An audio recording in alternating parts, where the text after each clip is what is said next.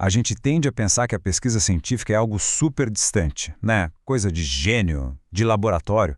Mas a verdade é que ela começa com uma constatação meio desconfortável sobre a nossa própria mente.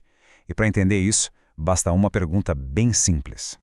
A gente confia no que vê para entender o mundo, certo? Mas e se a nossa mente, na verdade, pregasse peças na gente? A ciência mostra que a nossa visão da realidade tem, literalmente, pontos cegos. Olha, para ilustrar isso, vamos dar uma olhada num experimento que ficou super famoso. A cena é bem simples. Dois times, um de branco e outro de preto, passando bolas de basquete. Nada demais, uma cena comum. Ou será que tem algo escondido ali? A instrução dada para quem estava assistindo era bem específica. Só uma coisa importava: focar no time de branco e contar, um por um, cada passe que eles faziam. Uma tarefa que exige concentração total, né? E aqui que a coisa fica estranha. Bem no meio do vídeo, enquanto tá todo mundo ali super focado contando os passes, uma figura completamente bizarra cruza a tela. E não é nada sutil não, é uma pessoa fantasiada de gorila que entra, para, bate no peito e simplesmente vai embora.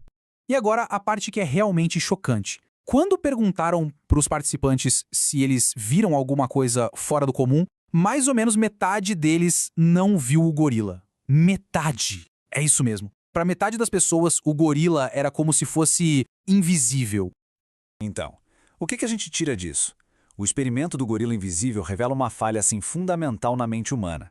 Quando a gente está muito focado numa tarefa, a nossa atenção se fecha de um jeito que a gente pode deixar de ver o óbvio, o que está bem na nossa frente. A gente fica cego porque não está procurando.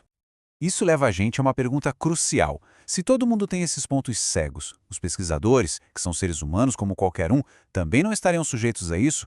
Como é que a ciência lida com essa limitação que é de todos nós? A resposta está nessa ideia aqui. O bom pesquisador é aquele que entende que a própria mente pode criar gorilas invisíveis. Por isso que a prática científica é quase como uma meditação. É um treinamento constante para manter a disciplina e não ser enganado pelos próprios vieses, pelos próprios pontos cegos. É por isso que a ciência não depende da ideia de que existem gênios infalíveis, sabe? Pelo contrário, ela parte do princípio de que todo mundo, até os mais brilhantes, pode errar. A confiança não está na pessoa, mas sim no processo, no método. E que processo é esse? É o método científico.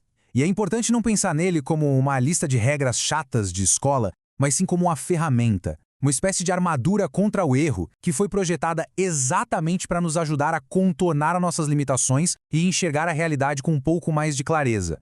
Esse processo funciona mais ou menos como um ciclo que se retroalimenta. Tudo começa com uma observação atenta do mundo. A partir daí se cria uma hipótese, que nada mais é que uma explicação provisória. Essa hipótese, então, tem que ser testada, e testada de forma rigorosa. Os resultados são analisados, e isso leva a novas observações, a novos ajustes. Não é uma linha reta com um ponto final, sabe? É mais como uma espiral de aprendizado que está sempre em movimento. Tá, mas para entender um dos pilares desse método na prática, vamos usar uma analogia bem famosa que o cientista Carl Sagan ajudou a popularizar. É a história do dragão na garagem. Imagina que o amigo seu chega com uma afirmação assim extraordinária. Ele vira e fala: tem um dragão na minha garagem. Ok, com um pouco de ceticismo a gente pede para ver. Aí ele responde que o dragão é invisível. Tá bom. Então a gente sugere jogar um pouco de farinha no chão para ver as pegadas. Ele diz que o dragão flutua. Que tal usar uma câmera térmica então? Ele responde que o dragão tem sangue frio, não emite calor. Percebe o patrão? A afirmação dele é toda construída para ser impossível de testar. A ciência só consegue lidar com aquilo que pode ser verificado, testado. A lição do dragão é bem clara. Se uma ideia não pode ser colocada à prova, ela está fora do campo da ciência.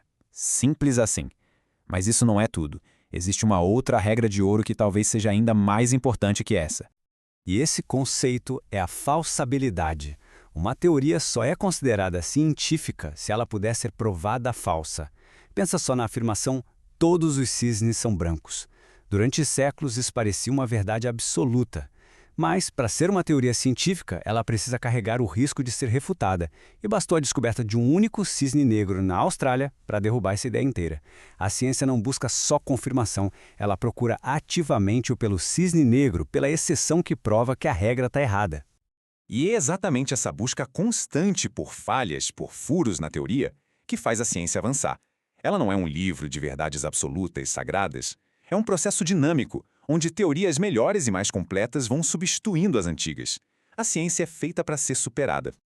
Olha só este exemplo. É perfeito. Newton descreveu a gravidade com uma precisão incrível para a época, mas a teoria dele tinha uma lacuna. Ele assumia que a gravidade agia de forma instantânea. Anos depois, Einstein olhou para essa falha e propôs a relatividade, uma ideia revolucionária onde a gravidade, na verdade, distorce o próprio tecido do espaço-tempo. Mas a história não para aí. Mais tarde, Hawking e outros perceberam um novo problema. A teoria de Einstein, que descreve o universo gigante, não se encaixa com o mundo da física quântica, que descreve o universo minúsculo. Cada grande avanço nasceu ao se encontrar a falha no modelo anterior. Ok, tudo isso é fascinante, a gente entende, mas qual é a aplicação prática disso no dia a dia? Por que adotar essa mente de pesquisador é importante para quem não trabalha com ciência? A resposta é que essa mentalidade não pode, de jeito nenhum, ficar trancada em laboratórios. Ela é, na verdade, um kit de ferramentas essenciais para navegar no mundo de hoje, um mundo que está saturado de informação e, claro, de muita desinformação também. Adotar essa postura nos treina a ser um pouco mais céticos, de uma forma saudável, a perguntar, tá, mas cadê as evidências? Ajuda a gente a identificar quando alguém está tentando nos manipular com argumentos que não podem ser testados, como o do dragão na garagem. Isso nos torna menos suscetíveis a cair em notícias falsas e nos força a admitir quando a gente não sabe de algo, que é a base da humildade intelectual, né?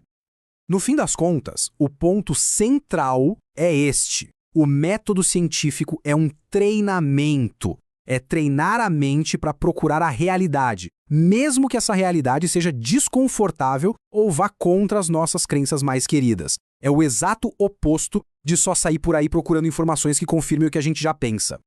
Então, fica aqui a reflexão final. Quais são as crenças, as ideias que a gente toma como certas no nosso dia a dia, mas que nunca foram realmente testadas? Quais são os dragões invisíveis que moram no nosso pensamento?